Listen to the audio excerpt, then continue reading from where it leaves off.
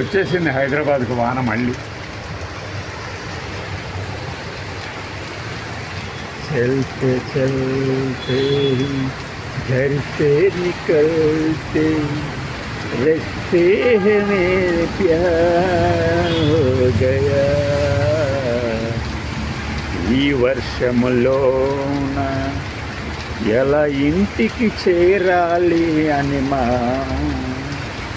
లాలా. పాపం ఈవిడెవరో వర్షంలో పరిగెత్తితే జారుతాయి కాళ్ళు, కానీ తడుచుకుంటూ వెళ్ళాల్సి వస్తుంది. ఇక్కడ దాకా ఆటోలు వచ్చినాయి. సరే, మనం చాలాసార్లు చెప్పుకున్నాం కదా, హైదరాబాద్లో వర్షం పడితే అసలు, అంటే హైదరాబాద్లో వర్షంలో తడవకుండా మనుషులు తిర్రగట్టం అనేది జరగదు. ఆకాశం మేఘావృతమైనది, దంచి కొడుతుంది, వర్షిస్తుంది. వెళ్ళిన ఎఫెక్ట్ హైదరాబాద్ మీద ఉండదు. బట్ ఈ వాన చినుకులు అనేవి ఇంకా ఇవన్నీ రోడ్ల మీద పారుతాయి, వరదలు అయిపోతాయి.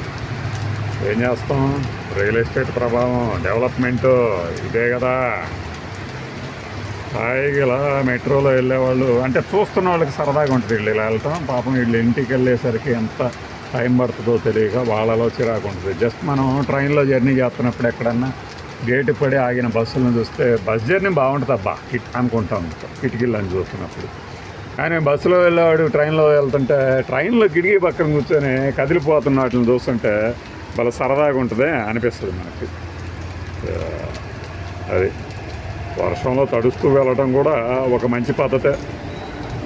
కాస్త జారకుండా, శరీరం కింద పడకుండా వెళ్తున్నప్పుడు ఇంకా చక్కగా అనిపిస్తుంది. మనం జస్ట్ ఇలా ఆఫీస్ నుంచి బయటికి వెళ్ళే ముందు ఇలా పడుతుంది. మన జేబులో సదా ఎప్పుడు ఒక కవర్ ఉండును అనమాట. ఆ కవరు నెత్తి మీద పెట్టుకొని బయలుదేరుతున్నాం.